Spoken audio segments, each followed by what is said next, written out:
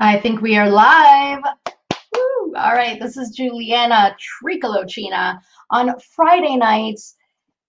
COVID lockdown here in Toronto, and I can't tell you how much of a highlight this moment is for me this week. I am extremely excited to be here. I put on some lipstick. I put on a suit jacket as if that dressed up my t-shirt. And I'm just so excited to have a great conversation tonight and to share that with you, hang out with you. So thank you so much for logging in. I'm going to give it a second or two or a minute maybe for folks to log in and join us. Again, Juliana here.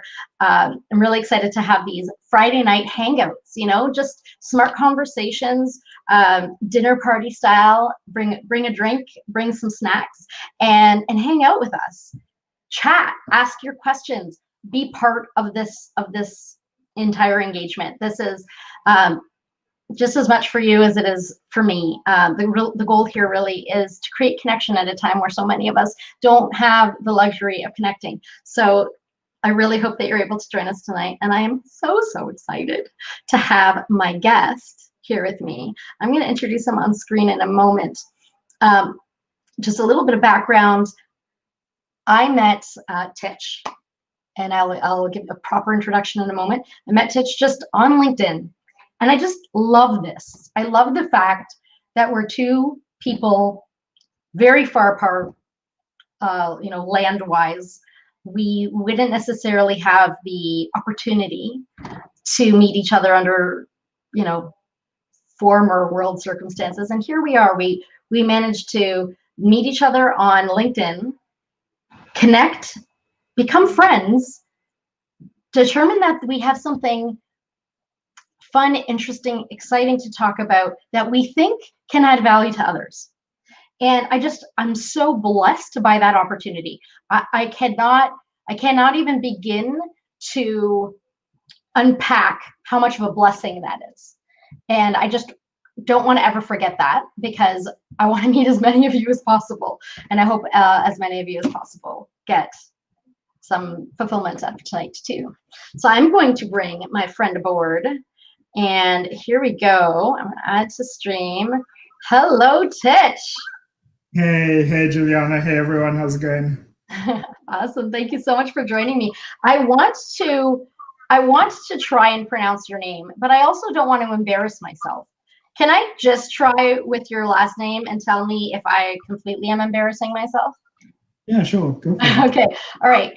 I feel like I might not, but we'll see. Okay. Madzima. Madzima. Okay. So, and I said it like kind of with the right tone, right? It wasn't like Madzima. Madzima. Okay, cool. Do you want to? No, I was going to say, do you want to try my last name? But it's not fair. It's not an easy one either. All right, awesome. So, Titch, you are a professor at Elon University in North Carolina, United States. And how long have you been doing that? Yeah, for sure. So I've been at Elon. This is my 6th academic year right now. So awesome. Started in 2015. So going strong. So yeah, that's awesome. That's wonderful. And you've got some very interesting areas of interest in terms of research that I think it's interesting because it kind of spans this academic world in terms of like the depth of your research, but also touches on something we all think a lot about: wellness. So I'm happy to dig into that a little bit tonight, and then talk about some human things, some things that happen outside the classroom. How's that sound?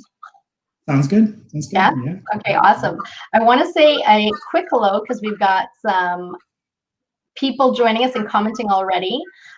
So we've got, I don't know full name here, but excited to hear Titch's story. Thank you so much for joining us. We've got Matt and Izine. Am I saying that right? Azari. Okay, awesome. Thank you so much for joining us. And we've also got a Mr. David Marobella. Sounds very Italian. Maybe we share some ancestors. Thank you so much for joining us tonight. Please, everybody, share your comments, questions, take part in this conversation with us. We're really happy to have you here. And Titch, why don't you tell me a little bit about you? Like if you had to if you had to, because now you have to, because I'm asking, introduce yourself. Like, who's Titch in a nutshell? Yeah, just I guess first and foremost, I'm from Zimbabwe, so I always identify with that. Zimbabwean, born and raised. Moved to the States when I was 19, and just kind of built my life here. Bachelor, just living that bachelor life in North Carolina. That's not bad. I hope. Yeah. Maybe not as great during COVID, but Well, there's some ups and downs, right? Good, for sure. Yeah, I think I'm just, I'm passionate. I love getting to know people, meeting strangers, having conversations. I think one of my greatest joys, like we've talked about, Juliana, is just that random dinner party where you meet people and just have random conversation and just can go anywhere, right? And I think that's one of the things that drives me, I think, as a person. I love learning. I love stretching myself, evolving and stuff. But yeah, I'll probably describe myself as a introvert that's evolved and enjoyed. I love it. And being a little more extroverted, if that makes sense. Yeah, absolutely. There's so many little things you've said there that I already want to grab onto and flesh out. I'm gonna jump to the very last thing you said about an introvert that has evolved. I think we put so much pressure on being revolutionary. There's this I think pressure on all of us to have these incredible goals and all of that. And really, I think a lot of things happen in a more evolutionary style. So I really like that distinction, as simple as it may have been, to say. It makes so much sense to me. You're not out there screaming, this is who I am. You've grown. And that happens slowly, which is really cool. There's one thing that you said that I have to pick on, though. You said, I came here when I was 19 and I set up my life here, and you just moved on like it was so easy. So how easy or hard was that? Like, I can't imagine. I'm first generation Canadian.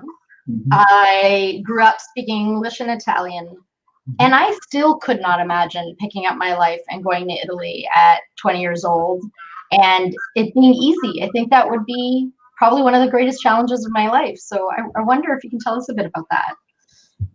Yeah, for sure. It was definitely interesting. Growing up in Zimbabwe, I come from a middle class family and everything, but it is still Zimbabwe. It is still a global country. But one of the things that if you're from a middle class family, we typically have about two or three big universities in Zimbabwe. So it's really competitive to get in, and serious grades. But wow, so, no pressure. Yeah, I could not have. I'm a professor now, but I could not have got into the University of Zimbabwe. I just wasn't smart enough, and so. So a lot of middle class families and stuff will send their kids abroad for university. So you're kind of expecting that, and it's kind of the thing you want to do. You probably don't want to stay home as much, but so with my graduating class in high school, everyone went all over the world. Majority of people went to Australia. There was a lot of Zimbabweans at the time moving to Australia, and it's Southern Hemisphere, very similar to Zimbabwe type of thing. Some people went to the UK and some countries in Europe. Some people went to South Africa, and a few of us came to the US. Not as many, and I think probably one of the biggest challenges for me was, coming from a really small pond to a very, very, very big pond. And just not having people around who kind of just looked at life the way I did. Yeah. And I don't know if you can kind of relate, but I think I kind of know what you mean. It's my explanation is probably not any better. It is not as relatable, I think, but it's just like being in bizarro world. You're looking around going, is anybody else noticing how weird this is? But there's nobody to have that moment with, right? Yeah. So can you give me a practical example of like what was something that, you know, when you came to the US, what was something that just really stood out to you, like that's really strange, or oh my gosh, I did not expect that, or you know, whatever was something that kind of stood out to you as really different and unexpected. What was that? You know, I think some examples will definitely come up as we keep talking. I think so. I guess I could kind of describe my first 48 hours in the US, I guess, you know. So I fly into Atlanta. You know, my sister was living in, I lived in Florida my first 10 years in the US in a place called Gainesville, Florida, where the University of Florida is. And my sister was doing her PhD at the time. So, you know, she comes to pick me up at the airport in Atlanta, Georgia. And this is in August.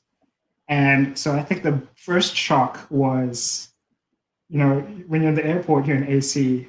And so as soon as that airport doors opened, I just felt this wave of heat. And I was blown away. I mean, literally, I felt like I was going to fall over. And I think, you know, one of the things that most people think when they think of Africa is that it's really hot. And so I was not prepared for the heat and the humidity. Wow. In the US. I think that was a big shock for me. And so, you know, like, you know, Zimbabwe, Southern Africa is very, very temperate. I would say it doesn't get as hot as it does in Southern US, and it doesn't get as cold as it does in Southern US. So, interesting. Yeah. So that's the first. Yeah, that's very interesting because in some ways, you know, we say that you know, life imitates art, art imitates life kind of thing. And there's something poetic about the fact that you came from this temperate place to a land of extremes in some ways. And maybe those are not your words, but it's something that I'm seeing, right? Like it just seems that even in experience, even if it was just net new experience, it was definitely like an entry into extremes for you. Yeah, I mean, I think it's a great way to kind of describe. I mean, moving to North America, I think there's a lot of extremes. Yeah, totally. You know, if you think of a lot of countries, Zimbabwe, countries in Africa, countries in Europe, and you know, I think there's a lot of homogeneity. You know, like very homogeneous. You know, and totally. And North America is very interesting in the sense that there are such extremes. And there's a ton of diversity. Yes, yeah, for sure. Yeah. One of my, I think it was actually my husband's uncle, when he immigrated from Italy to Canada. It's such a silly story, but I really love it. He was walking in downtown Toronto with one of his brothers, and in Italian, the word for salt is S-A-L-E, sale. And at some point, he just said, I can't believe how much salt is here. Everybody's selling salt because everything was on sale. You know, here, come into this store, it's a sale, you know, get the sale in this store. And he was just blown away by the fact that salt was such a commodity in Toronto, you know. And it's just, I don't know, it's like, it seems to me that it's the things you can't even explain that are different. Like you're not comparing apples and oranges at all, right? Like humidity, you would never, I think without experiencing humidity, especially Florida humidity, because like I'm in Toronto and we have humidity in the summer, but I've been in Florida, and Florida humidity is special. It is. It really is. And just like it's something you can't really imagine. Like you can maybe imagine snow, but it's hard to imagine something like humidity. Yeah, it is. It is. It's something else. And you know, I remember leaving the airport too, and just you know, we drove to my cousin's house and stayed the night there. But and then you know, that night, you know, jet lag, couldn't sleep. You know, so my sister's just like, you know what, let's just drive to Florida, like and settle. Okay. So I think we like woke up at like 3 a.m. and drove down to Florida, and it's just like 5 or 6 hours away. And you know, another thing was a shock. You know, well, first of all, cars moving real fast, big cars. You know, I mean, we had cars obviously in Zimbabwe and stuff like that. just the size of some of the SUVs and the trucks. But you know, Yeah. we stopped at a gas station in Georgia, and you know, we go in, we're like buying stuff, and you know, I'm friendly. I'm from Zimbabwe. I'm eager just to talk to people. I Yes. tried to talk to the attendant, and you know, he didn't say he wouldn't speak to me, and so get back in the car. I'm like to my sister, you know, what's up with that? And she said, "Welcome to the South," you know, and you know, so that was just kind of that first, just you know, just weird, awkward conversation. Yeah. And I haven't had too much of that in my time here. Like I've had a great time. So that was an experience. For sure. Culture is such a funny thing. Being in my dad's hometown in particular in Italy, I remember I would get a lot of smiles. But because I know the culture, because I very much grew up in that culture here in Canada, I know that it was them laughing at me, these Americans, you know, like, oh, and that's another thing, actually. If you're a Canadian anywhere in the world, they call you American. So, you know, so they're like, oh, these idiots over here, they think they're welcome, you know? And it's just such a funny thing because you would never guess that if I didn't also know the culture. So they were smiling, but I know I wasn't really welcome because I wasn't unknown to them. So you never really know what you're dealing with. Sometimes you deal with silence and it's somebody else's own insecurity. It's so hard to know. So when did you come here? Sorry, go ahead. I was going to say, and it does take a while for people to kind of warm up sometimes too, right? And so, totally. And sometimes you just never know what that awkwardness was about at the beginning. It could be something completely innocent, right? It's so true. It's so true. So when you came to the US, you came specifically to do your PhD, is that right? No, I actually came for undergrad. Okay. Fair enough. So so tell me a little bit about your research interests at the doctoral level and when did that develop? Yeah. So just kind of close the gap. I went to Florida State, did my bachelor's, and then moved back to Zimbabwe for a year. Okay. So I got my bachelor's in exercise science. So moved back to Zimbabwe for a year, and that was one of the best years of my life. You know, at the end of the day, like I wasn't planning to go back, but it was a blessing in disguise. And so when I was there, I actually started working and trying to use my degree to kind of start working and collaborating with doctors and getting doctors to kind of send their patients to me. And I actually partnered up with a young lady who did a similar degree as I did in South Africa. And we just kind of had a vision and we started like a little business together, a little practice together. And what we would do is we would actually we would go to like doctors' offices and stuff and doctors' conferences and give them referral pads. And so we created these referral pads. I know it doesn't happen anymore, but as much. Remember when you used to go to the doctor and they used to It's smart. It's so smart, actually. I love that. Yeah. And our rationale for doing that is, you know, very often, you know, someone may go to a doctor and they may have high blood pressure or diabetes, you know, just picking up some of the common things. And often a doctor will just say, you need to exercise. And that's all that the patient hears. So a patient leaves and says, doctor told me I need to lose weight and exercise, but they don't know what to do. Yes. So we saw that gap and we're like, we can fill that because the type of exercise someone with high blood pressure needs to do is different to the type of exercise that someone who has diabetes needs to do. So the exercise prescription is different, you know, and so so we filled that and things got busy and things got really well. Got a lot of people sent to us. There was a lot of great buy-in and actually it was really interesting because some of the insurance companies would actually, you know, pay for people to come see us too. So that's amazing. But then I started having people, you know, coming to me who had epilepsy or other conditions that I had no idea what to do with. And so, you know, I was just like, I need to come back to the US and get my PhD. And and you know, Florida State, I'd gone there for undergrad and they're like, you know, we have graduate assistantship for you if you wanted. Come back and Awesome.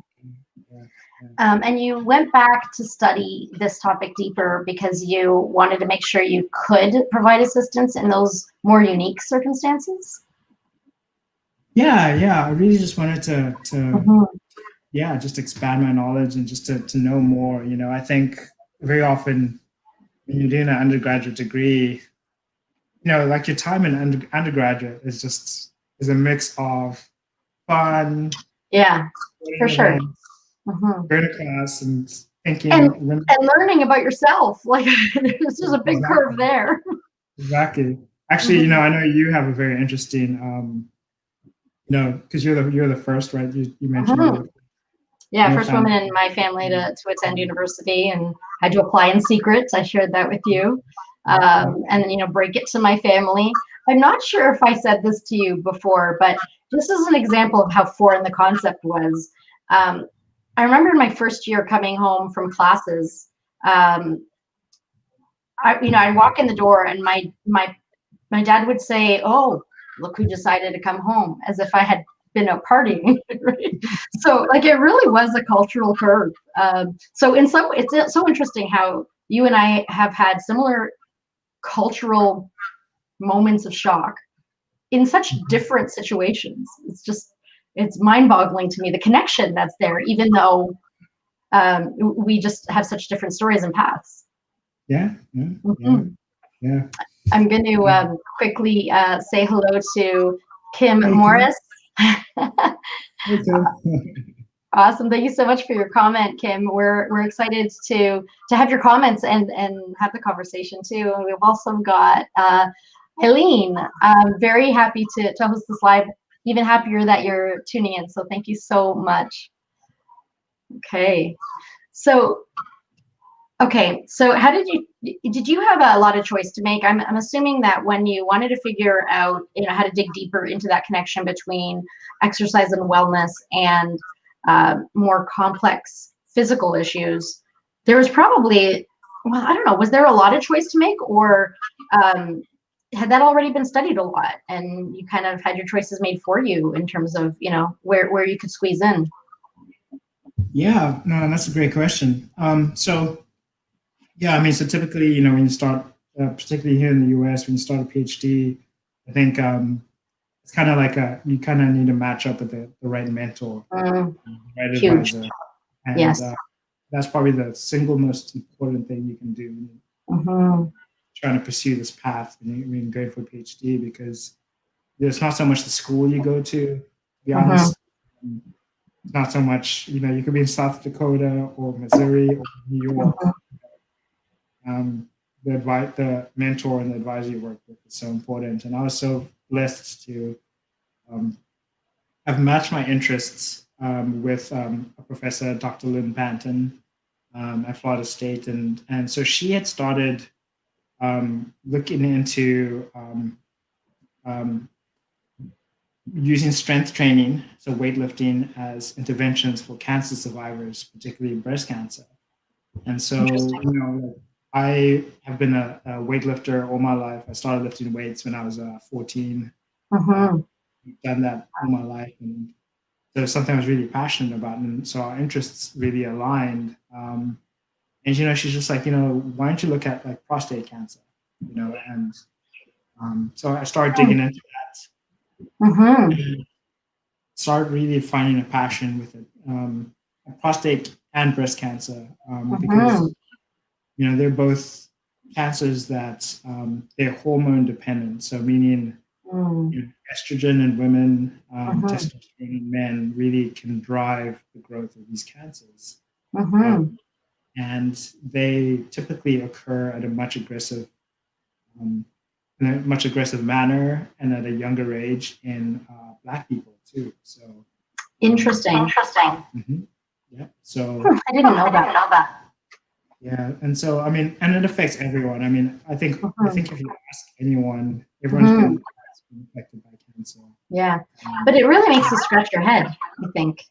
Um, my sister had MS, and mhm, and she once spoke at a fundraiser, and she opened with a joke, and she said,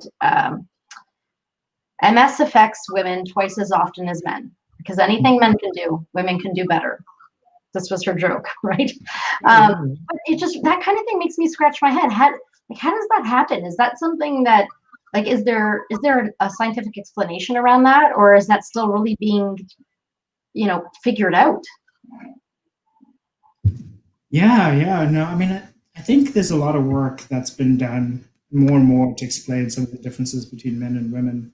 I think, particularly in my field, and in a lot of fields, I think historically one of the disparities, I think, has been that more research studies have been done in men versus women. And so that's an issue, particularly in my field, sports medicine, sports science, exercise science. Yes. But I think in a lot of fields too. And so I think we're all trying to work more and more to just really close that gap in terms of the knowledge between men and women. I think when we talk about anything fitness and health related, very often you look at some of the studies and most of them have been done on men and then extrapolated onto women. And there are differences between us, hormonal differences, etc. So I think that's something that people are trying to work towards, and there are differences, and I think we're understanding more and more.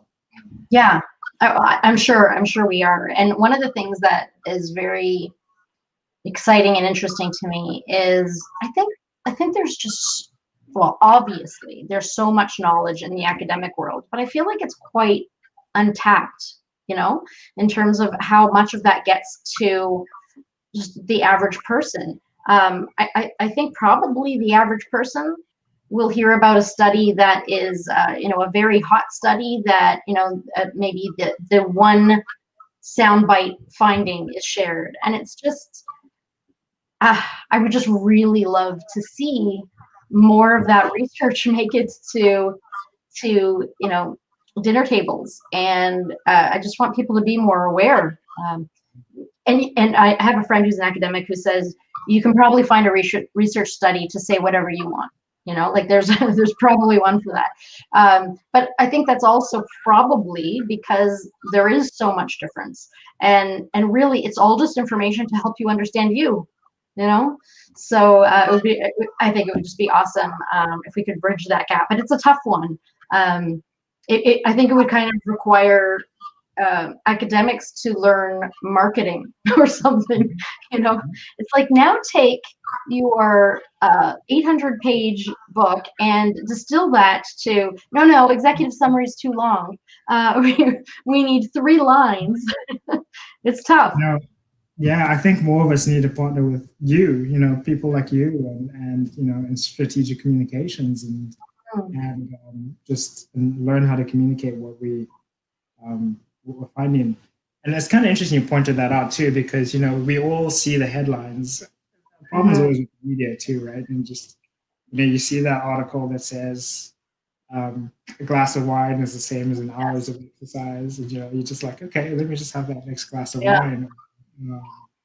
And when you try to find the study, it just doesn't say that. Yes. Right. It's like, I could have sworn it was in here. But not at all.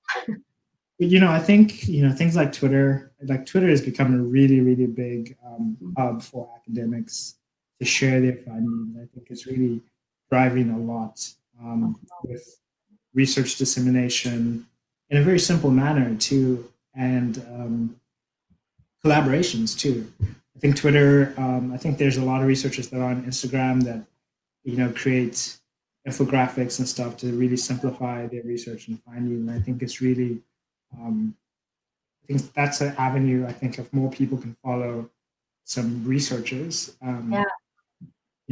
maybe less so the some influencers and stuff. Maybe less so the fitness personalities and more the researchers on those mediums. I think, and I think more and more researchers are doing like podcasts, and there's some great ones out there. And I think we just need to kind of get that out there. Yeah, and the thing is, it's really interesting stuff. And I think the influencers out in the world, good for you. You found a niche that's awesome. But part of the thing that I think makes it so such a big presence is how consumable it is, right? We do like things that are consumable. It's so interesting because I hadn't thought about the Twitter medium for disseminating academic research, but I have gone through very long threads on Twitter in the past where it was like stat after stat and, you know, explaining the study and that kind of thing.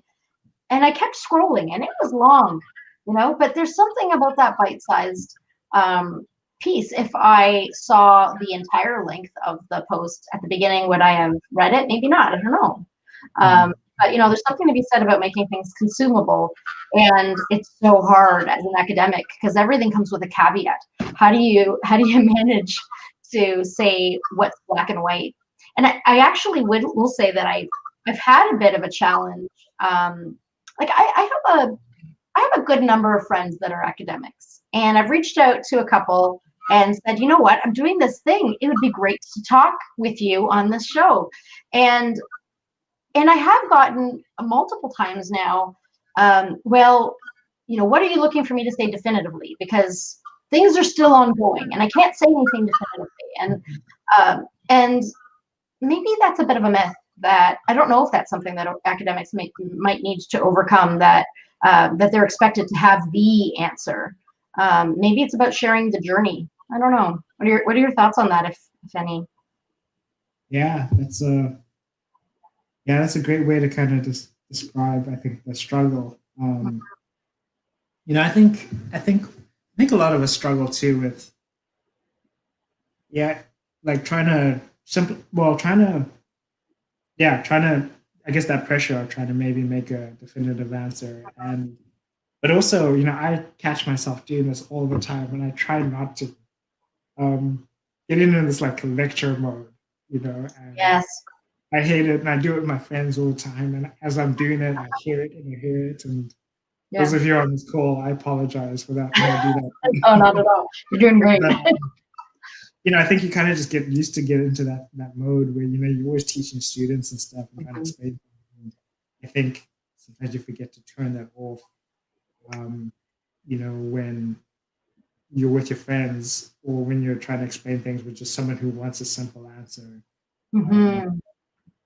But I think caution. I think there's a reason for the caution, in the sense that the human body is so complicated. You know, if you try to take one thing away, something else changes, and the reality is it really depends on what someone's goals are, what their circumstances are, and I think it's a longer conversation, but for sure. We're going to pick that up a little bit more. We've got a question, I believe a question. Yes. What role can artists play in helping to disseminate research information? How can cross-pollination between different fields help bridge the gap between research and getting the information out? That's a really great question. Thanks for putting that out there.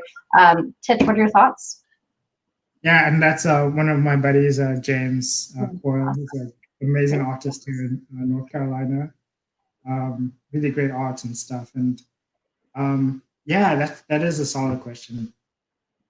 You know, I'm not sure. You know, I think like what we were talking about earlier. I think there is so much more potential to disseminate information in many different ways. And I know, like, James, you know, really cares about the environment, and he has some really great art. You know, if anyone's on here, like, he's on Instagram, and he's got some great art on climate change and trying to communicate the message around that. And I think he also did like some series of art around COVID, and I think there is potential too to partner with artists and kind of create themes around health and wellness topics where there's a message. You know, I can almost imagine like a awesome art show that's around a theme that's health related, where, you know, you could have like quick 3-minute sessions where like a speaker comes on quickly and talks about a quick research soundbite around that topic, and the art kind of helps complement that, if that makes sense. Like an art show blended with around a health topic. Yes. I know, like at a lot of conferences nowadays, a lot of conferences are trying to do these quick 1-minute research bites where a researcher will come through and kind of just say that they found what their study was about, what this means in 1 minute, so they're not going to elaborate. And I can definitely see that as a combination with artists and just that visual, as Kim is saying, like people are so visual. And yeah, I think there's a way to really partner with that. For sure. And the one thing that stands out to me from a communications perspective is, you mentioned earlier this challenge around, someone might hear about a research study and extrapolate, having a glass of wine is the same as working out a certain amount of time. And so there are these little sound bites, but there's also the bigger picture. And I really see a big connection there with art. The fact that you can have a subject of a piece of art, but also within the context of a bigger picture. Because, I think of my grandfather. He was a farmer. And when he would go out to the farm, he would bring a small, like, half gallon of wine. He would drink that all day. He didn't drink water. And so, he lived till 92. He was extremely strong. He recovered from colon cancer very well, was still back in the garden, digging away. But the full picture is not that he was constantly drinking alcohol. He was pushing his body every day. Mm-hmm. So, I wonder about, that element, the big picture, and the macro and the micro. Right. So just a thought, but I think it's worth exploring. I think that's really, really valid. Yeah. And that's a great example that you mentioned about your grandpa, because, you hear all these stories about people who have like 2 martinis every night and live to be 102. And, yes. But, the thing about what you mentioned, is that he was consistently working physically. Mm-hmm. And I think with every soundbite that comes out, every new diet that comes out, mm-hmm. Every new workout strategy, whether it's CrossFit or P90X or yes. Zumba, I think the number one thing that we always should include with every message is that it's going to take consistency and patience. I think as we're coming into the New Year's and stuff, you're going to, people are going to have goals. Yes. It's the same cycle that happens every year. But, working out, once a few times a week for 3 weeks is not going to do anything, right? I mean, it's, I think it's a matter of staying patient and consistent with it. So whatever, yes. And I think that's what the hesitancy is sometimes of trying to promote one thing versus another is every diet works. The reality is, can you stick to it? And can you live with it? Right? Can you live with it? Yeah. And yeah. Go ahead, sorry. No, yeah, sorry, I was just going to say, to be honest, the reality is that with anything, like if you think about going to college, it takes 4 years to get a degree. Yes. And, why should getting healthy and getting fit or taking care of your health be any shorter than that? It does take. Yes. And the damage doesn't happen overnight either, right? Exactly. So, yeah. If we want to lose the weight faster than it took us to gain it, there's a little bit of an imbalance there in terms of logic, right? I know with myself, I had gestational diabetes when I was pregnant. I think I'm pre-diabetic right now. I'm actually doing tests again, and I'm trying really hard to figure it out. What is the balance? And I think what I'm pushing myself to try and aim for. And I want to try and close off this topic around like that health, wellness, sickness element with this question. I'm trying to focus on how do I actually want my life to look? What is my lifestyle? Not what is my diet or what exercise am I going to force myself to do? Like, I really don't like exercise. I like going for walks. I like hiking, and I love dancing. So about half an hour at least, 3-4 times a week, I dance with my kids, and I dance silly, but I actually love doing it, and I don't feel like I'm exercising.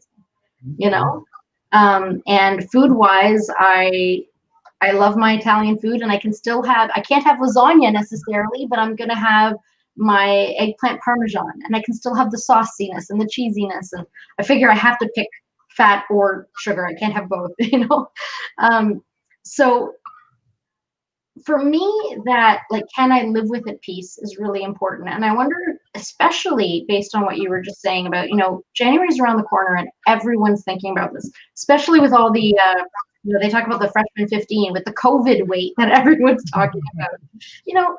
What's your advice to people on how to think about wellness in this scenario?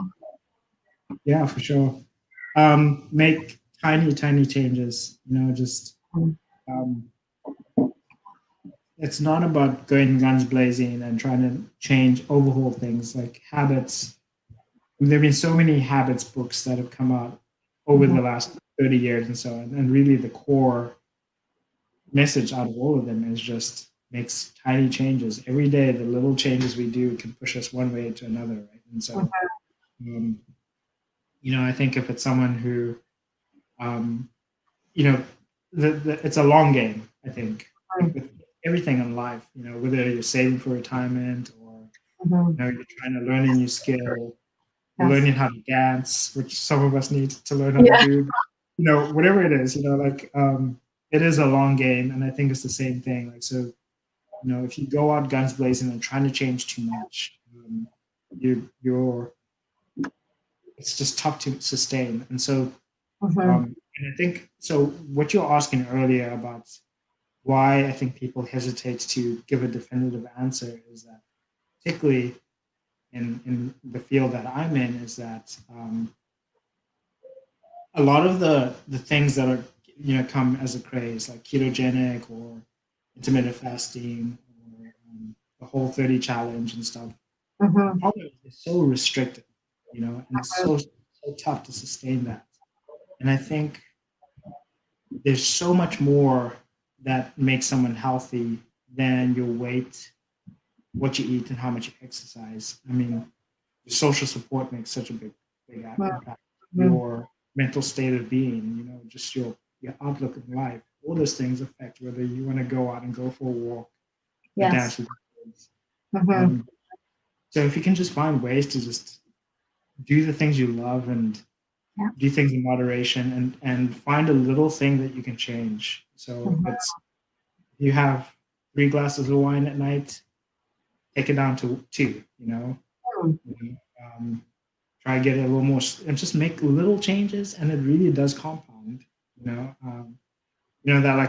whole saying of like the penny that doubles every day. Yes. Compounds so much more, and it's the same with our habits. Yeah, that slow burn, it takes off eventually. And I do want to just say one thing, like my mindset and a lot of the mindset of a lot of researchers in my field is more about being more muscle focused. The idea of muscle is so important. So not so much worrying about losing weight and losing fat, but let's focus more on how can we get stronger? How can we build muscle and maintain muscle? And I think there'll be a lot more health outcomes that come with that. That's very interesting. I'm really glad that you threw that in, because I always think about the cardio piece, which is, I think, more about, losing. But I know you burn a lot of calories just by lifting weights too. So something to consider, and I will chew on that for sure. I'm going to quickly share a few comments here before we move on. Matt and Izine are saying exercise can definitely be a healthy endeavor. However, at extremes, or if done incorrectly, exercise can be detrimental to one's health. How can a person know when they cross the line into unhealthiness?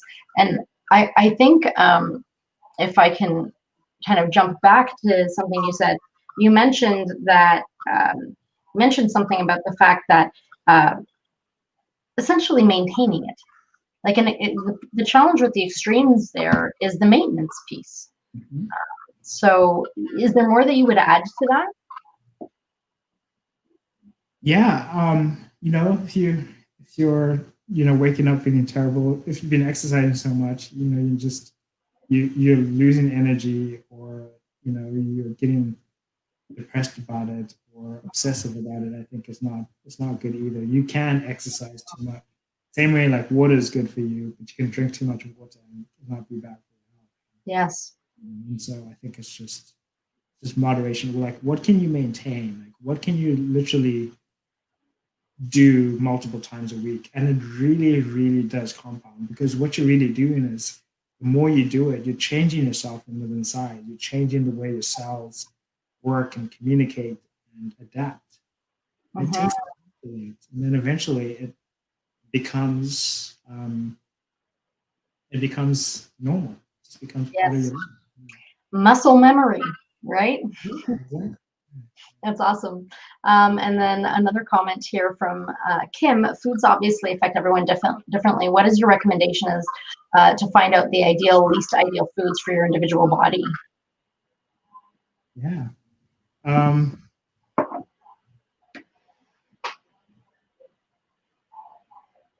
I guess the cop-out answer is everything in moderation, right? But I guess so. Sorry? I said, I guess so. But honestly, it is worthwhile, like, scheduling some time with a dietitian. I mean, I think it is worthwhile, when you go, it's worthwhile to kind of get all your health professionals speaking to each other, in the sense that, if you go to a doctor and you get your blood work done, everything's fine, that's great.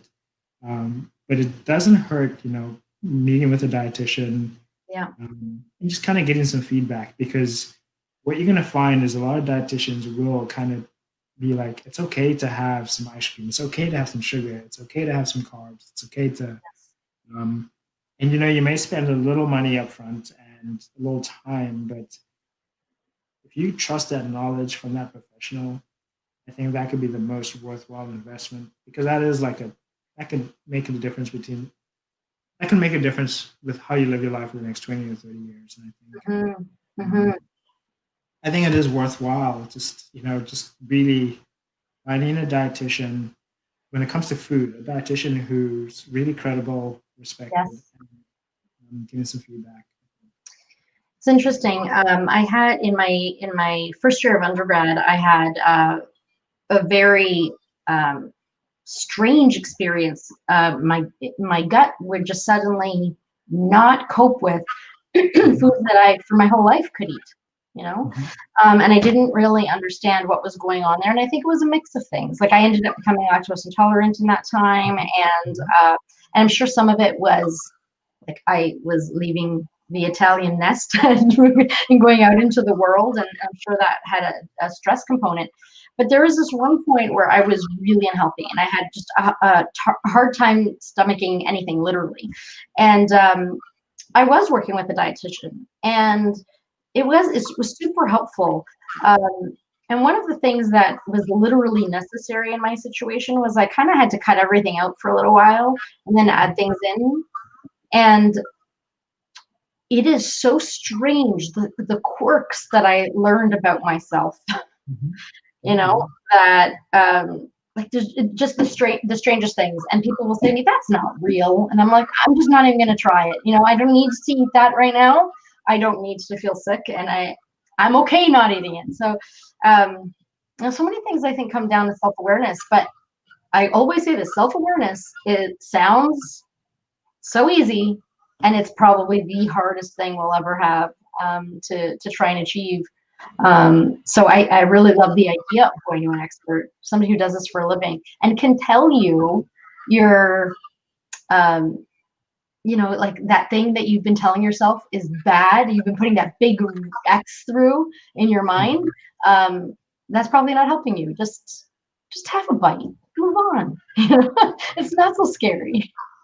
Do you have an example of like one of the quirks you learned about yourself during that time? Or Well, I know that I can't. Well, it's okay. Here's an example. I can have hard cheeses, which have less lactose in it. Mhm.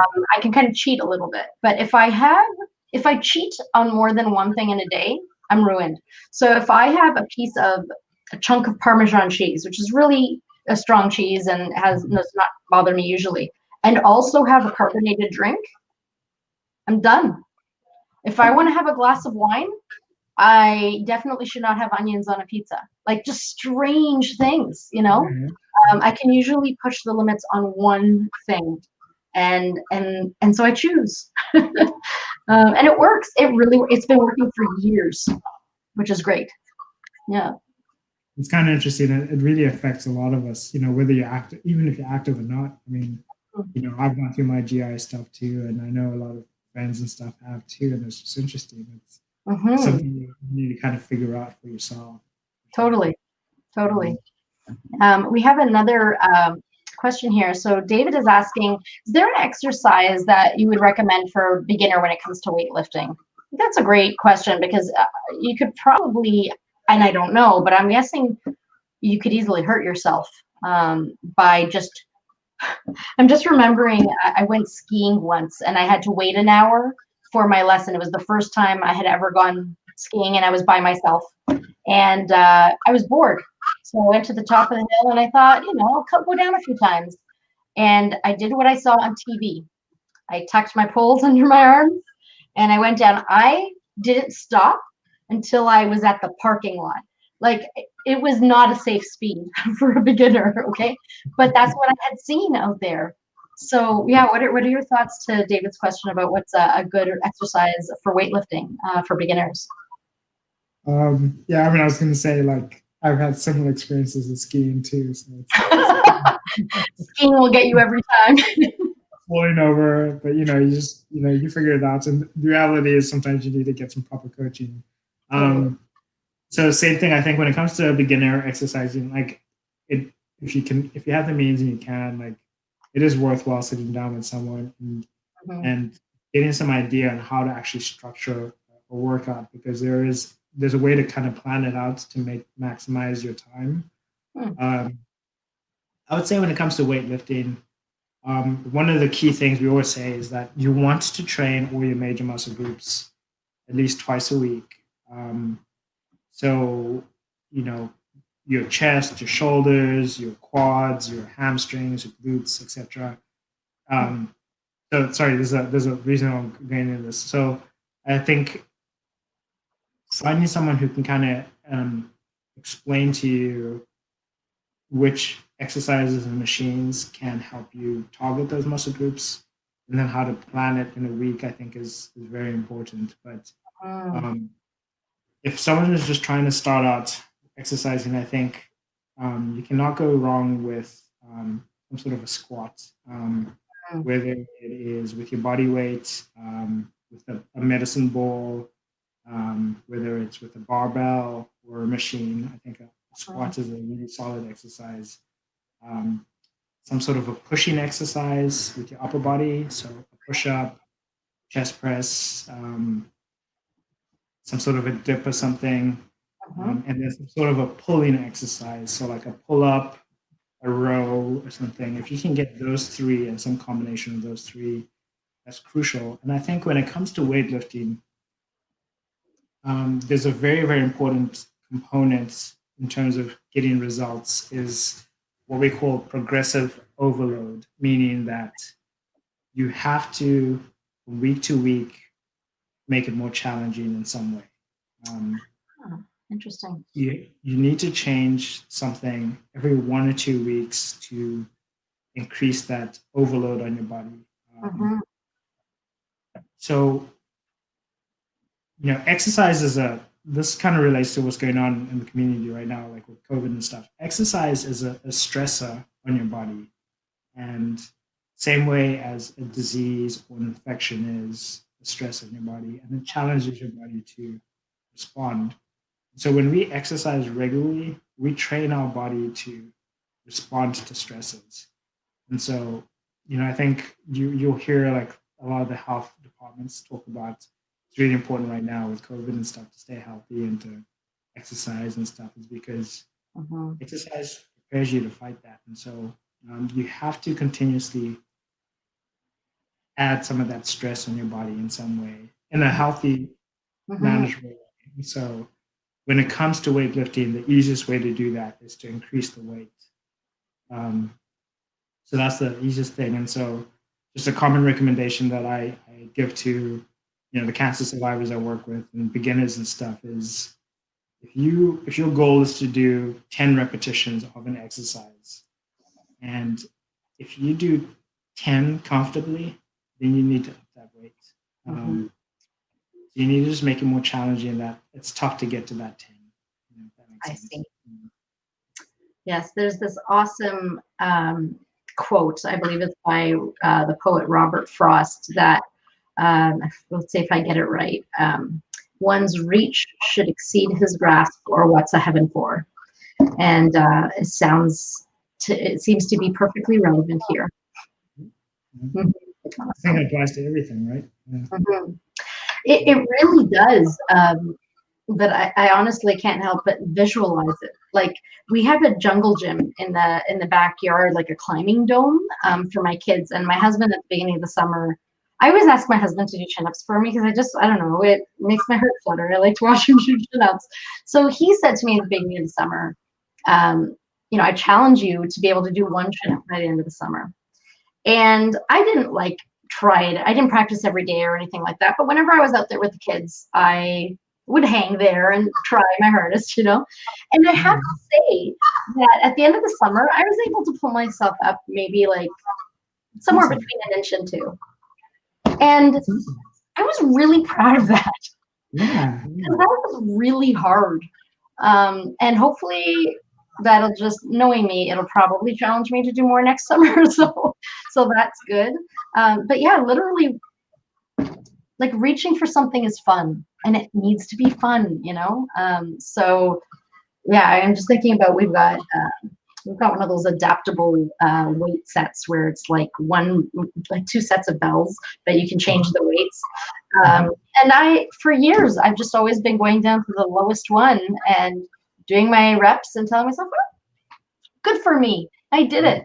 And it didn't occur to me that, no, not good for me. I need to challenge myself. And then, hanging from the jungle gym in the backyard is a challenge, So it's funny how, you can artificially create these exercises with, dumbbells, or you might find something you love, like gardening. Every spring, you've got to turn that soil, and the challenges change throughout the season. You've got to pull weeds, you've got to kind of get down on your knees and do stuff, and it makes so much sense to me that naturally we are constantly changing our goals. So what you're saying resonates with me in a way that I haven't actually thought of before. So I'm really excited about that. I think it applies to everything too, like you're saying, with anything in life. I mean, you have to stretch, if you want to kind of keep moving forward, you have to keep stretching yourself in some way. Right? And that could be just being around people that stretch you, or shooting for a next goal. I think that's what really keeps us moving forward and keeps us adapting. If we stay the same, we stay the same. Nothing changes. Right? And that gets boring. That gets boring pretty quick. Or maybe slowly, but it still gets boring. So it's for entertainment factor alone. Challenge yourself. Do something tomorrow you haven't done today. So that's really, really awesome. Now, you have a very interesting educational journey. I think the fact that you've had They were educated originally in Zimbabwe, then within the US, and now you are an educator. And now, living through COVID, things have changed very quickly. And I need to ask you about your thoughts on education and what I think this actually connects a lot to the idea of spreading the research that you do. Like, how do you effectively get young people, anyone, but your students really, to pick up ideas that some might be interested in, and some might be there because they feel like they need to have their bum in the chair long enough. So yeah, what are your thoughts about education there? I know that's a big, wide open question, but. Yeah, for sure. Yeah, it's tricky, and it's kind of interesting because I was watching like some like documentary online or something, and just about like what was like for people to go to school back in the 60s and 50s and stuff, and people would have to typically work jobs in the summer to pay for school, and access wasn't there. I do think, I guess let me put it this way, like I wish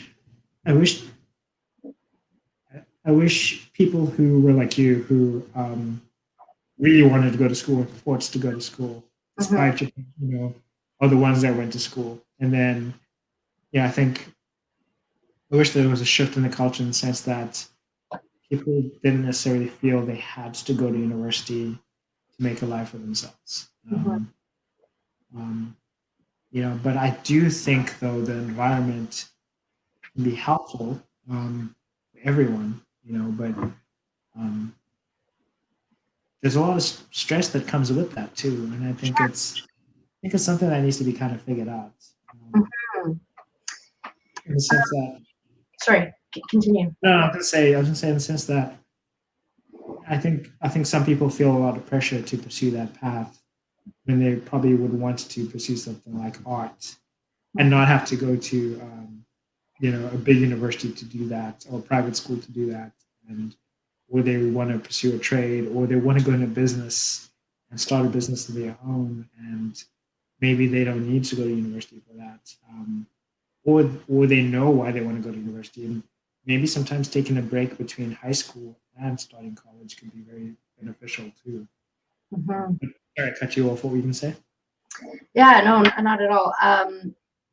I was thinking about, well, I did my undergrad at the University of Toronto, and I don't know if other large universities are organized this way, but there are multiple colleges that break up the largest campus anyways. There are other campuses that are their own colleges. And there is this one college at the University of Toronto, Trinity College. And Trinity College had one of the most beautiful buildings. And at the time, if you were part of that college for dinner, you still needed to go in robes. It was very, very prestigious. And the fees that you paid to attend Trinity College were higher than any of the other colleges.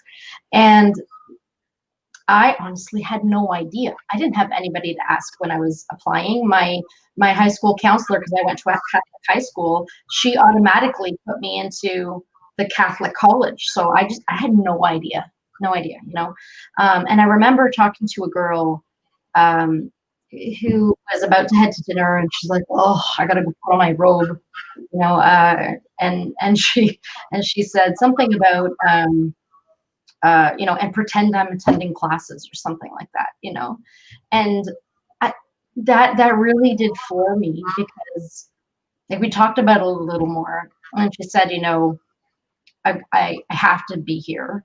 Money is not an issue, and for me, I did work every summer, and I worked throughout the school year in my parents' business. I did manicures and fake nails and pedicures, and I waxed upper lips and eyebrows, and anything that I could be trained on without getting all of the hair salon training. that had, you know, an audience. And I was just floored with the fact that it was completely irritating to her. It really did floor me because I was struggling to pay for my textbooks. You know, I worked all year, sorry, all summer, just to have enough to put my down payment for like the amount you had to put in order to start in September. And then my textbooks went on my credit card, which I couldn't believe that they were giving credit cards to university students. I'm like, I'm going to need one of those. And then I finally would pay those off by Christmas, and I would still have the rest of my tuition to pay. And I'm sure I could have gotten better grades if I didn't have to do the work thing. I'm not sure if I would change that though. Because if there's a chance I wouldn't have appreciated it, like that would have changed my world. So I don't have a similar experience in terms of, you know, where I've had these moments of seeing this, but I will always remember that girl with her dark curly hair, irritated about going to put on her robe. And for me, it was just such a privilege. So it's an interesting contrast. Yeah. And thanks for sharing that, because that's, now I wish well, we are recording this, and maybe one day I can share that with my students and stuff sometimes too, because Sure. yeah, I wish there was a little more gratitude and just appreciation of, you know, the blessing it is to be in a first world country and be able to go to university. And, you know, from Zimbabwe, and not everyone has access to education. And I mean, even our public schools in elementary and up, you know, everyone, there's tuition, there's no free education. You know, Wow. people pay for school at every level, private or public. You know? So, sorry, quick question there. Does that mean if you can't afford it, you just don't go? Mm-hmm. Wow. It didn't even occur to me. Like, I know that there are places in the world where, you know, the locations are so remote that you might literally not have access to a classroom, but it didn't occur to me that you could see the building but not be allowed to go in. You know? Yeah. Wow. Yeah, and it's like that in Zimbabwe. There's no free education. You know, I know it's like that in many countries as well too. But and obviously the cost of it is relative, right? But still, so the idea of maybe not sending girls to school and only sending your sons is like a, you know, typical thing that happens. Choice you need to make sometimes. Mm-hmm. Yeah, absolutely. Mm-hmm. So, you know, I think, you know, what you just described is just, you know, you see that in a lot of universities. You see the struggling students who's probably the first generation, or may not even be first generation, but has appreciation for where they are. And then you have some students who, unfortunately, are just like, you know, this is just the next thing I need to do, you know. And I think somewhere that needs to be figured out, or some perspective needs to be placed back into what people have to fight to be able to have access to education too, right?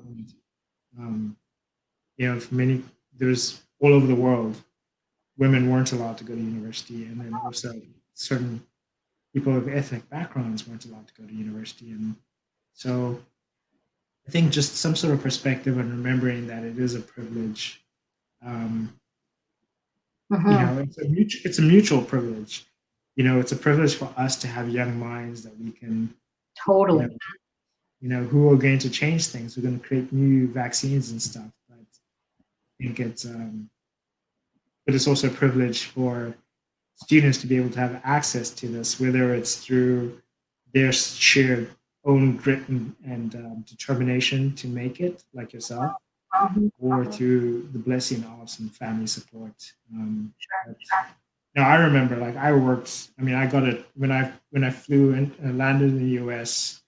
on a Friday. By Wednesday, by Tuesday, I had a job on campus. You know, so like there was no pause of not having a job, and I worked. You didn't party for weeks. No, well, yeah, but I had fun though. But you know, yeah, but yeah, you know, you work, and I just wish, I wish more students heard about those type of stories of students. And I do need to stop for a moment and recognize I went to university in Canada, which does subsidize post-secondary education. So I wasn't paying, and I don't know what the comparable rates were at the time, but I wasn't paying what Americans were paying to go to university each year, and so that is already a huge help. The fact that it was subsidized meant that I had access that I might not have. So, man, there's just so many ways that your path can wind, and I think if I can pontificate for a moment, I'll say I think for me the biggest learning there is anything's within your grasp if it's so aligned to your purpose that you need it. If for me, I think the reason I needed to go to university, I was curious. I was extremely curious. But beyond that, I needed to know that I could do it. That I needed to know I could do it more than I needed to breathe. Did I need to learn about politics or literature that much? No, but I needed to know I could do it. And there's something special about that. And I think we underestimate our own power when we don't usually have to want things that much in order to get them. But there really is something incredible about the human soul, and we will, and we see this in unhealthy ways. We see addicts doing things you never would imagine to get the thing that they need more than air, right? And we all have that ability. You just have to use that power, I think, to your advantage. And I think it is a blessing to have hardship that gives you the opportunity to discover that. And I say hardship that way because in some ways it's an advantage. I think it's not completely black and white. I think there's some gray there if you're lucky enough to have the opportunity to push the barriers. Yeah. Hardship can come in. I agree with what you're saying. Like hardship can come in different ways. And like what you're saying is just like that need is what can drive you to figure things out and make it happen. I also think, one of the most important things is just having some space and some time to figure out who you are and what you want. I think, I think maybe when we were, I don't know, I don't want to be like that person who says generations this, generations that, but I do feel when I was growing up, and I'm sure people in our age group and stuff, there was a little more space to spend some time with yourself. Yeah. I think that's fair. And I think empirically, if you just looked at the amount of media exposure, I think that would be absolutely true. We keep a very tight wrap on media in my home for my 10-year-old son, because he's very tech savvy and he will find a way, like I have to tell this story. I actually bought an app years ago now, probably 7-8 years ago now, that allowed me to lock his phone, unlock certain apps only, unlock it for certain amounts of time. And it cost me like about like $100 a year. So it was not like a nothing app. And multiple times their support people contacted me and said, your son has disabled the app. One time I got a comment, an email saying, your son gave us a horrendous review. Would you mind putting in a positive review to counteract it? And this was a very young boy. And it's so hard to get them away from screens. So, we really do need to be proactive in that way. But if you just kind of let the path of least resistance unfold, there's literally a screen everywhere, Yeah. Even to read books, his Kindle is a screen, you know. So it can be tough. So yeah, and in terms of engagement in learning, I can't help but think, and I know that this is a weird connection, but did you see the movie Bohemian Rhapsody? No, no, not yet. But I know it's good. I know I need to watch it. It's a good movie, and there's this one moment where they talk about the "We Will Rock You" song, and they were just like, the one line that stands out in my mind is, "We were trying to think of a song that the crowd could perform with us," and then he's like, "So, you know, humor me a moment, and you guys do this, you know, and you guys do whatever." And you can tell I'm not musically inclined. Anyway, and that concept strikes me so deeply for learning. You know, is there learning that we can do together? But insofar as that is an obstacle anyway, generally, here we are in 2020, COVID, and remote learning as the reality for most. What are your thoughts about engagement and yeah, have you had any moments of learning for yourself in terms of what engagement can look like, and how if it's important, and how to get it from young people or students? Doesn't matter if they're young or old students, really. Yeah. Yeah. I mean, this year's just been interesting, I guess. I mean, for everyone, right? And it's kind of weird because you're trying to kind of unpack the year. I think people have been like, I tend to be very optimistic, and people were just like, "Oh, Titch, you've just been optimistic again," and stuff. But I think people have been creative this year in terms of just how we're engaging more and more, and just kind of doing things like this, and trying to find connections. And I think despite the challenges, I think there are some positives. Like, as a teacher, as a professor myself, like, especially being in a type of institution that is more face to face, very little online type of engagement. We've had to get creative with what we can do online.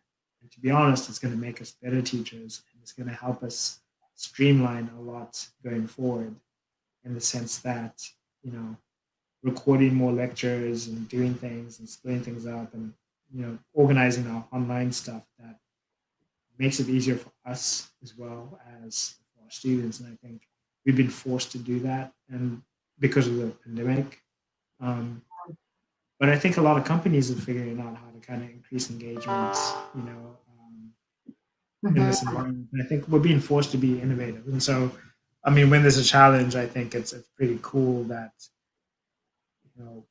we can kind of figure out a way to kind of, I guess, be creative.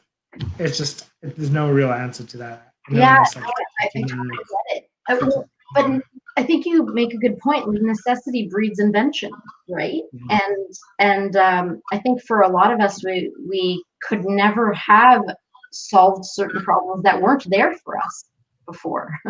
And so now they're there, and will we solve them? We most definitely will, as a society, and some of us faster than others. And then when we have the freedom to go back to our normal lives, I think the late adopters will run and hide, but then come out and say, okay, I think it's safe, and that's just kind of how we operate. But in some ways, I think that there's a blessing in that. There's something really interesting. I think about, I think it was Kobe Bryant. I heard he would just nonstop watch his tapes. After the game, he would watch his tapes. And there's something about, operating live, in person, in real time, not being recorded. You don't get to see yourself. And I think that, like, I have to admit, I have not watched back any of these live streams, for a few reasons. I don't want to be self-conscious about it. I just want to be me. you know? But I was actually thinking today that maybe Kobe was onto something.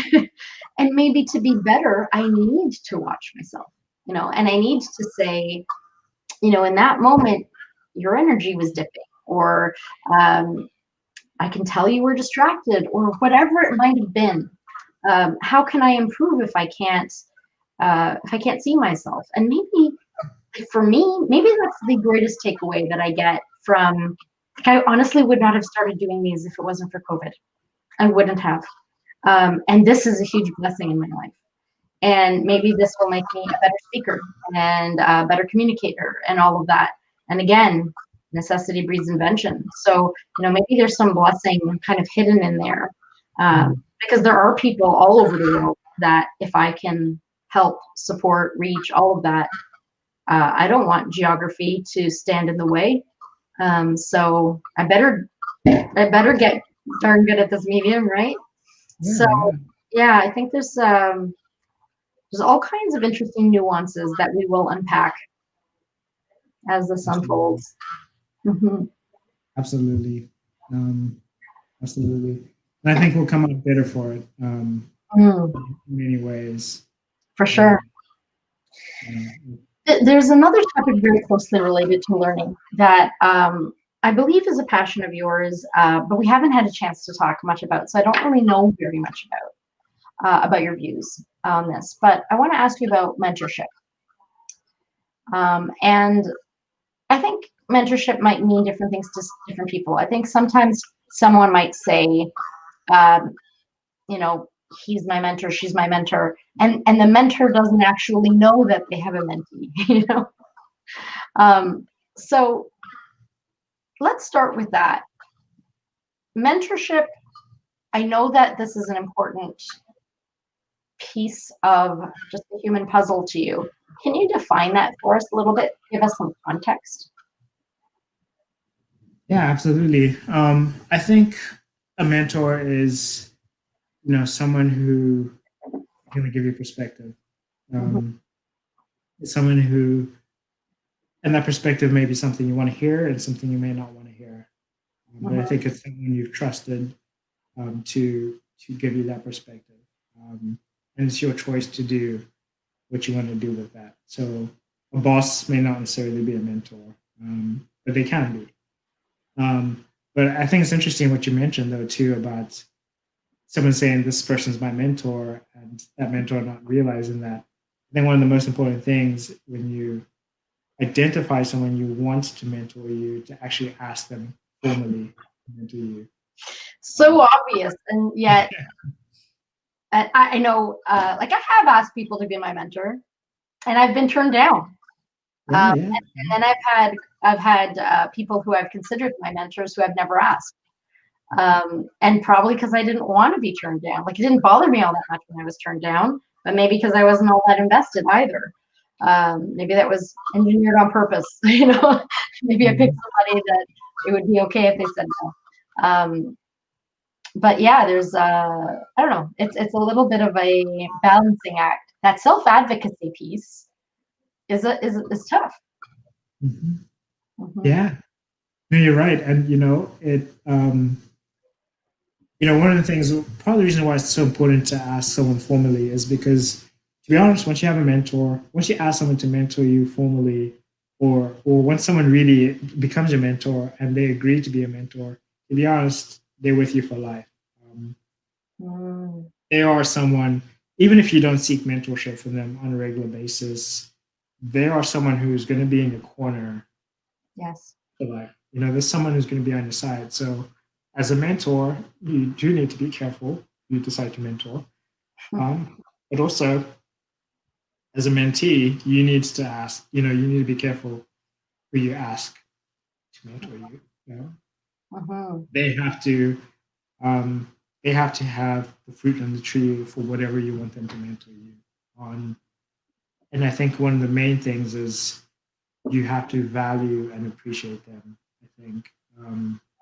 Like some of my mentors, like I'm on a live stream right now. If they called, I'll probably, I wouldn't pick up right now, but I'd call as soon as we're done. Yes. they call, I pick up, but yeah, I think it's special. It's such a special in many ways because, um, I think a mentor really wants someone who wants you to succeed and even surpass them, to be honest. Yes. They are vested in your success. And so it's a special relationship that has to be selected with care. That makes sense. It can be someone younger than you or older than you. It doesn't have the age aspect doesn't necessarily have to matter. For sure. In many ways, it's a very intimate relationship. And I know that isn't true in every sense of the word.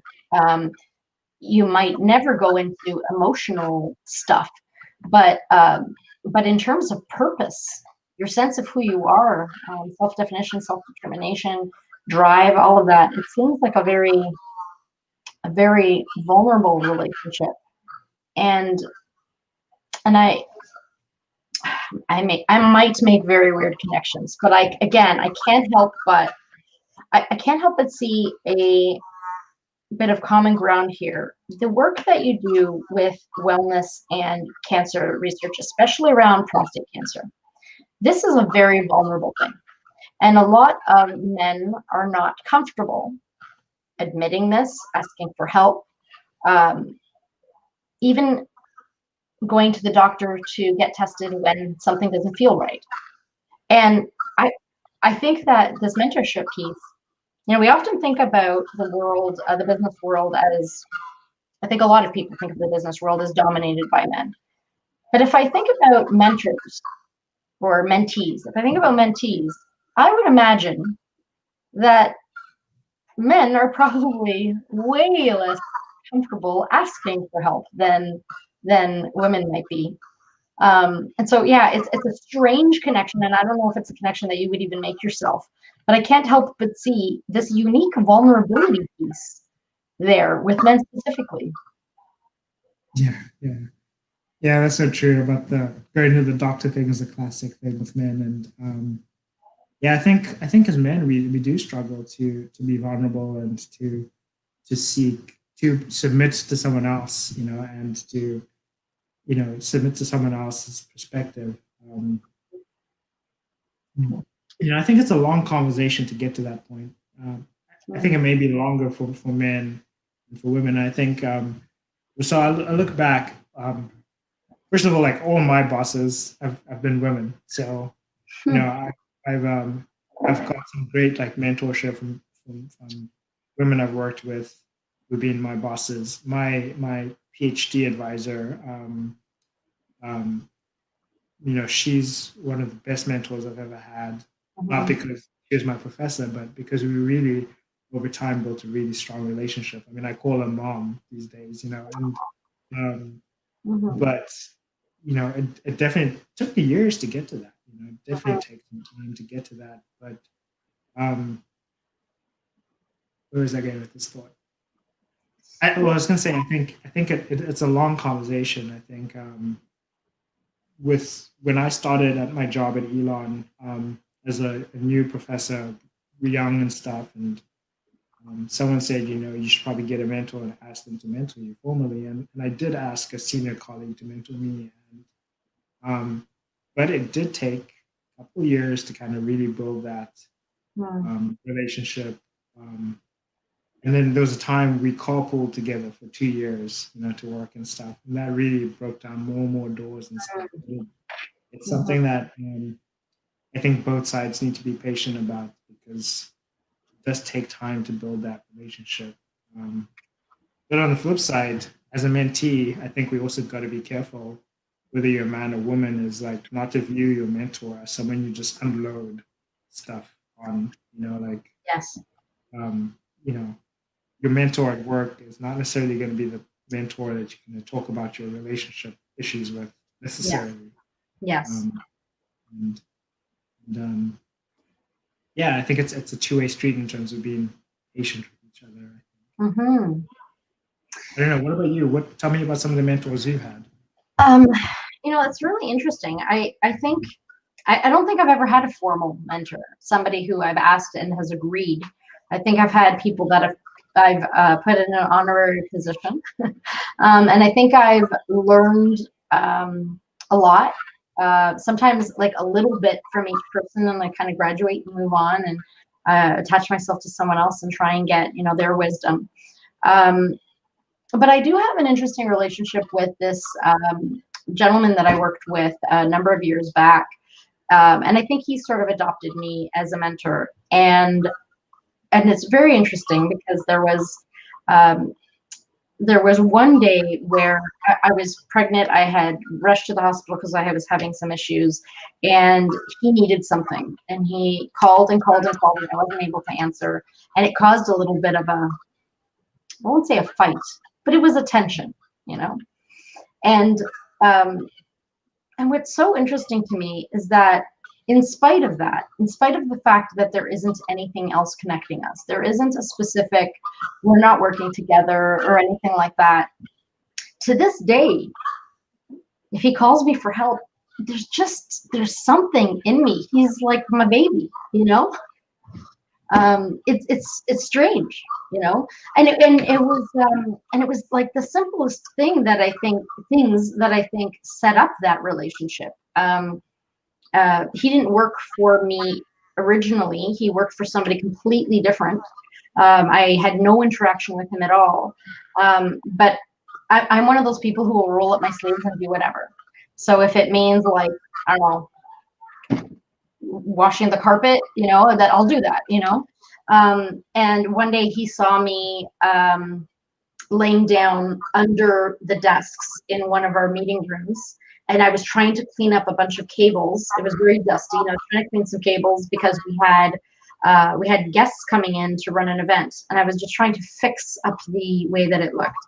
And he just came into the room, laid down beside me. He's like, "What are we doing?" You know, and that, I don't know, that I just felt like he was willing to lay down on the grimy ground with me and do the stuff, do the work. And I don't know, it might just be that at the end of the day, that I believe that like, because he was willing to do that with me, I'm willing to do whatever he needs with him too. And so I think in some ways it is a two-way street, you know. And even though it hasn't been a perfectly straight road, because there have been some strange personal moments, right? But I'm so proud of him. And again, we're such different people, but in some ways, I think we started out our professional lives as underdogs. And I think that's another thing that allows us to understand each other. And the funny thing is, I think he's a superstar. And I think that he would probably say the same thing about me. And yet in our heads, we started out as underdogs, right? In our heads. So yeah, I feel like there's sometimes I've heard in literature, you know, this concept of a kindred spirit. It's just somebody that you connect to, you know? And I don't think you can always explain it. And I don't think you can always pick your advocates, but whatever form they come in, and in my case, I haven't had a specific mentor. And I would love one, but I would love a real one. I don't want something artificial. And yet I have learned, and I have been a sponge, even when people weren't necessarily realizing it. So I think there's this very interesting relationship between the, like, learning, apprenticeship, mentorship. It's all so entangled. And you know, they talk a lot in the corporate world about sponsors, like finding a sponsor for you, somebody who's literally advocating for you. And I've tried getting that too. You know, I've tried to find somebody who will champion me. And I kind of need that because I'm a bit of a change maker, and you either love me or hate me, because I'm like I'm the farthest thing from a personal trainer, but in the corporate world, I'm like the personal trainer you hire to yell at you and push you and make you experience the pain because you want to get to the goal that's beyond your reach. And so it would be really nice to have a sponsor in the room who says, believe me, you want this. Let her keep going. You know, there are definitely times where change management, normal change management struggles have been a challenge for me personally in my career, because just it's hard for people to change. But yeah, I think that, learning, mentorship, apprenticeship, self-driven learning. I think your your life syllabus is very, very unique, and you kind of have to write your own and learn wherever you can. And I'm very, so that's my experience, and I think that's my thinking around it. But I also am very interested in, I'm always interested, number one, in the underdog, but also the underdog who is mistaken as the power monger. It's so, well, what I mean there is, it's so easy to, as a sport, in a sports analogy, it's so easy to look at a certain player and think, oh, that's the one to beat. And what you don't know is that that person is struggling. And they might need an advocate, a sponsor, a mentor more than anyone. Appearances are so deceiving, and we have to be our own advocate because no one else knows what's going on inside. But yeah, I'm fascinated by this idea that there are people out there that we're all looking at today saying that person doesn't need help. That person's got it all worked out for them. And that's so unfair. And we don't even know. We're not even talking about mentoring that person. So sorry, I've gone everywhere. No. You asked me a question and look what happened. No, that's great. I mean, you said so many great like nuggets and stuff and all that. I mean, so many things. Like, part of me was just like, I wish I was taking notes, because this type of thing. This is recorded. It is recorded, yeah, for sure. We can chat more for sure. Sure, I'm sure we will do this again. No, I think I hear you with what you're saying about just the underdog who's not seen as someone who needs. I think we all need help. We all need mentorship. No one's life is perfect, and I think we all need people in our life to kind of steer us and give us perspective. Like I said, but also stretch us, like just really push us. Like you're saying, like, you're that person in the corporate world, you're pushing people, you're like, but you need that too, right? You need someone who's going to stretch you to that next level. Is that what you're looking for? Or I would love that. I would love that. And I think probably the closest person to a mentor that I have, when I think about it that way, is probably one of my closest friends. And we met as peers in school. And so in some ways we're still peers, but because we were in different industries, we're not, right? So I think he brings me perspective that I couldn't possibly have on my own, and that sort of thing. And he's a very high achiever, and we're both very purpose driven. So that it's an interesting, thinking about that stretch piece. It's interesting where you might get that. It can come from really unexpected places. The other person that comes to mind is my grandmother, who is not with me anymore, and she had no education. But that woman had an iron will, So I think you can get that kind of support, the support that you use the word support, and I think that is very aptly applied here, because it isn't. Sometimes mentorship isn't just about this is what you do next. Sometimes it's about, and you deserve to be here. Yeah, actually, that's so important, because it's not always just about what you need to do next. It's just like someone also to give you perspective on, hey, Juliana, look what you've done. Like, just slow down, just appreciate what you have. You may have a great career, a beautiful family, and all that stuff, and just someone just to give you that perspective, I think. I agree with you, and it can be peers too. Like, it can be friends. It doesn't have to be someone who's older than you. It can be someone who's younger than you. Yeah. It's interesting. I think I've said this before. This didn't just come to my mind right now. And I haven't tried to seek this person out as a mentor or therapist or anything, because he's a clinical psychologist. But Jordan Peterson, I know, used to do a lot of like therapy, and specifically assertiveness training with women and assertiveness type therapy with women. And one, he's a very smart man. And I'm positive I can't out argue him. And I know that's a quality that I need in a mentor. I need somebody who can, I don't even know what the word is, that can out logic me. I don't know what the word is, you know what I mean? Sometimes you feel like you win an argument because I guess it would be the smart version of screaming the loudest. You know what I mean? So I need somebody to shut me down that way. Yeah, and also just the fact that I know that he's focused in this area before. Like I know he's done a lot of work in terms of assertiveness, and maybe even had similar challenges. He has, to me, he has very strong beliefs.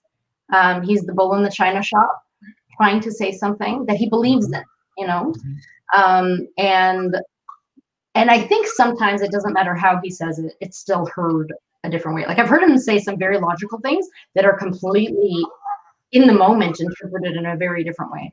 So yeah, and I think that that's very real to what I'm doing.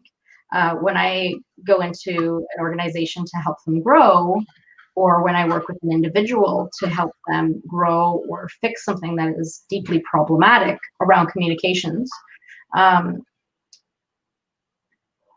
there is an innate desire to hold on to who you are in that moment as a company or as a person, as if it's life and death, life or death.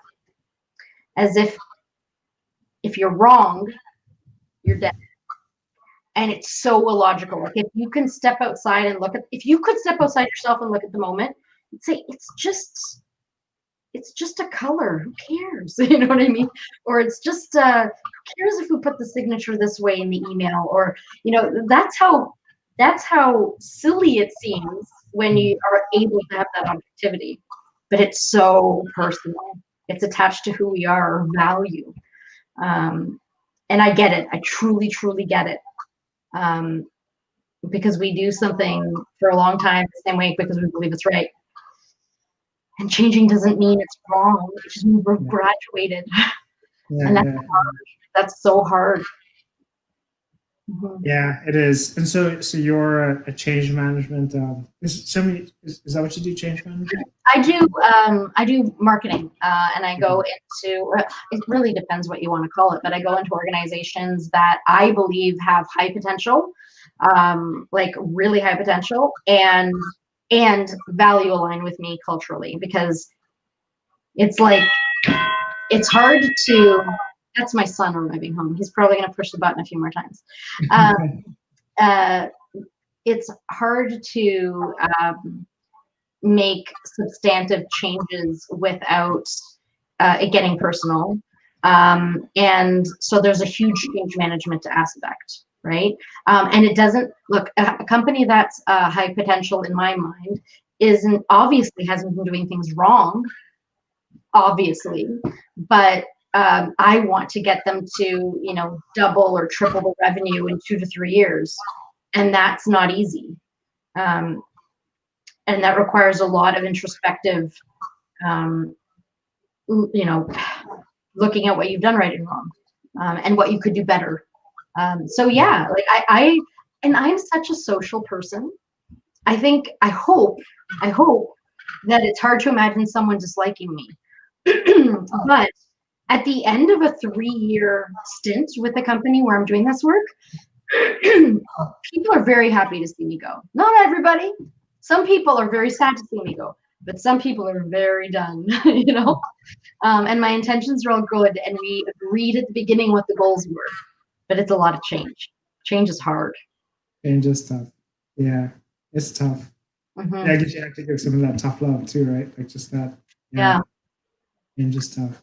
Yeah. No, I got to think about it that way. I hadn't thought about it that way, but it is. It's love, like I feel attached to the professor. I wouldn't be there. And it's similar when I do individual training with someone. I mentioned earlier before we went live that I work with some folks who, or at least for about 10 years, I worked regularly with people who were court mandated to take anger management classes. And honestly, one of the reasons I loved it, obviously, was in my field in terms of communications, but I'm not a therapist. But what I loved about it was that, these people are forced to be there. And these are people who are unlikely to seek help for this kind of thing. And I had them for 8 hours, minimum, depending on how many hours they were sent for. But I just felt like the ROI, that return on investment was so huge. I would spend the first hour to just take down the walls, where let's just talk about the fact that we're human beings. There's no clinical view here that you're bad, you're good, you're right, you're wrong, none of that. And while I'm at the front of the room teaching this class, allow me to explain to you how I am very much a student of this class, and so I would really open up about, I wanted them to know there was nothing they could tell me that would shock me. Yeah. And so I explained, I grew up in a very patriarchal home where, I was taught ideas from 100 years ago, from when my grandparents were being raised in Italy, in a very, very small town with one phone at the city center beside the train. Like it was a very different mentality. And the proof, the reason I know it worked was because people would tell me their stories. And like we can have that conversation one day, because the number of stories, like the incredible stories.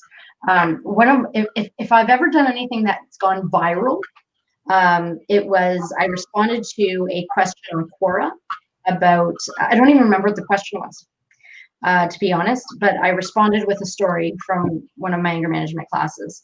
And it's had, I don't know, for sure over 100,000 views, not 100 million. That would be pretty incredible. But I'm still crazy happy about the 100,000. And it's not my story, and I don't even know if that young man would go out and tell that story from that class. But I do remember, and I'll stop talking in a minute. But I do remember walking through a mall here in Toronto, and seeing someone from my class, seeing one of my students. And confidentiality really matters when you teach these classes, right? So that was one of the things we talked about as a principal going into the class. Like, you can trust that if I ever see you in public, you're welcome to come talk to me, but I will never out you. I will never come talk to you. You're welcome to come to me. And he was a young man, and he came rushing towards me. He brought his buddies. He's like, "This is my anger management teacher." He's like, "I love her." And he opened his wallet, and he's like, and he pulls out my tattered business card. And he said, "Every time I want to get in a fight, I pull this out and I ask myself, do you want to teach me how you did this?" And it's like, you can't make that up, like the reward, It's kind of like, like in the movies or cartoon shows, it's just like that angel that comes up and like, you should not do that. It's just like a little Juliana on the side here, just like, hey, calm down now. Sure. And I really hope in that scenario I'm not wearing a halo. I hope it's more like neutral. People often said at the end of those classes, like, you ruined it for me, because now that I know all this stuff, now I can't act like a jackass. Like, I can't go backwards. I could do that before, but now I realize what I was actually doing, and that's the thing that I want. I don't want people to think that they're good or bad or whatever. I just want them to be their best selves. So, but like, just so incredible that somebody would out me like that to his buddies, for something that most people are, terrifyingly embarrassed, if that's a word, about. So yeah, really interesting, cool, amazing. Yeah, that's a great mentality to have though. It's just that like live and let live, you know, you're not gonna judge, you're not, you know, you're just gonna see people, accept them as they are and not be surprised, you know, like, you know, not react and not hold an opinion. I think people value that a lot, and that's a great Mhm. quality.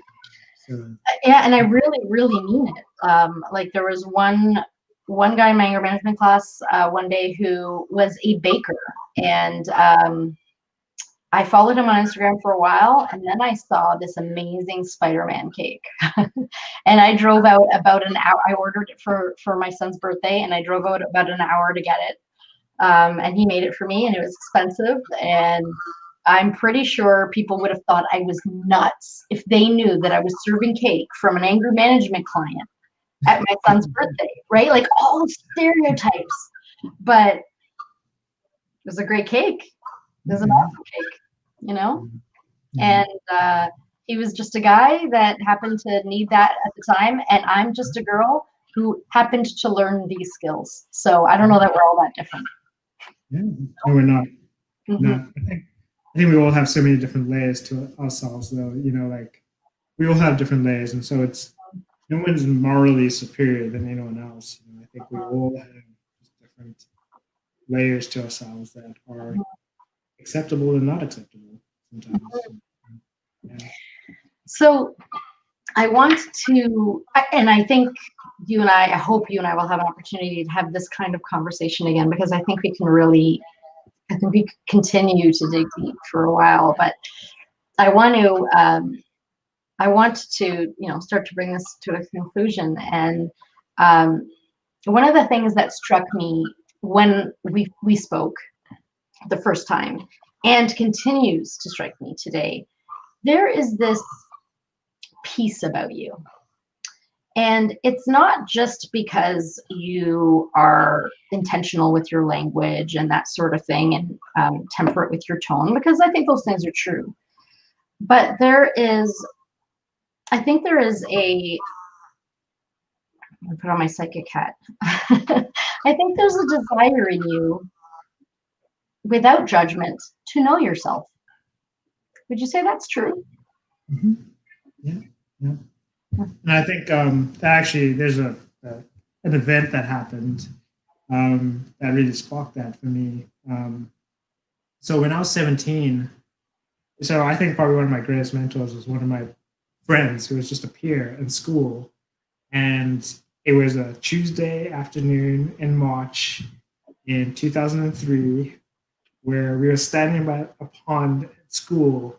Like he probably doesn't remember this at all, but Mm-hmm. he just said to me, he's just like, you know, Titch, I don't think you know who you are, you know, and I don't know, it just kind of just struck me, you know, 17 years old, and I don't know, just it was like a little dagger, to be honest, like, and um, you know, that just kind of just set me on a trajectory, just always make sure I'm learning about myself, and you know, I got to spend more time with him and get to know his family, and they thought so differently, and just him and his brothers and his cousins, and they just opened up a whole new world for me, I think. And since then, like, you know, just that conversation, just that little subtle thing he said to me just Mm-hmm. struck me since, you know, and I think that, you know, just, yeah, I think that was just the moment. So the people can say things to you and just sometimes the right thing at the right time and really explode into something Mm-hmm. beautiful. Makes sense. Mm-hmm. I think that really is. I love the honesty in that, because I don't think he meant it like a dagger. I think he meant it like a, interesting observation, Titch. Yeah, yeah, yeah. But the fact that it was that poignant for you, and I really do admire that willingness to know yourself, regardless of what might be there. Like you observe first. I think, for insofar as what I see in you, I see that you observe first, and suspend a judgment, withhold judgment for later if necessary. And I don't even know if it's ever necessary. I think you're just curious, and I really, really love that. I regularly go back to this concept for mindfulness that I should observe with curiosity and appreciation, not any judgment. When I'm struggling the most, I tell myself, don't worry about what it means. Forget about tomorrow or yesterday, and just, I use the line, isn't it interesting that, and isn't it interesting that I'm angry right now? Isn't it interesting that, that I'm breathing heavily? And what's so interesting is as I acknowledge it, it actually goes away, but it's so intentional. I feel like it's not something that is easy to do for most people. And there's this ease about you that is peacefully inspiring. So, I don't know about that, but thank you. That's okay. And maybe that is truest for people who get to know you in this sort of isolated way, where they don't have to know you in a day-to-day way. But I'm sure you have lots of things to. We all have lots of things to teach, practically and all of that. But there really is this peacefulness to you that just warms my heart, and I'm so glad that I've met you. Likewise. Grateful to just made a new friend, and as I said, I feel like we could talk on and on and on and on and on. So, but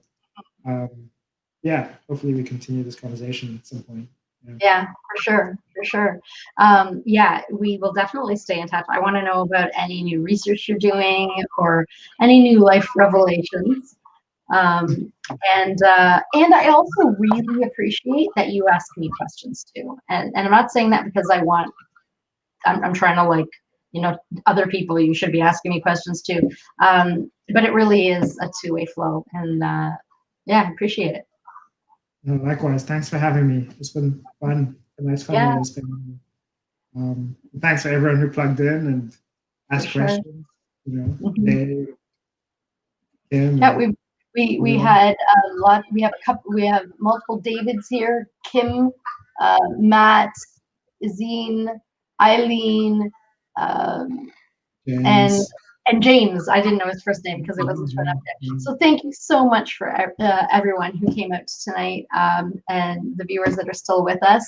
And Titch, you and I will stay in touch, and we will do this again. I will hold you to that. I don't know date yet, but we will. Awesome. Thank you. Yeah, for sure. I want to say thank you to everyone who gave us your eyeballs tonight. There is so much competing for your attention, and I am truly honored that you chose to spend this time with us. I hope there was some value in it for you too. And please message me anytime with comments, questions, or ideas for other episodes. Maybe suggest yourself. Maybe you've got an awesome story to share, and that's what this is all about. So thank you. Happy Friday night. And to you too, Titch. Thanks. Thanks a lot. Take care. Bye-bye, everyone.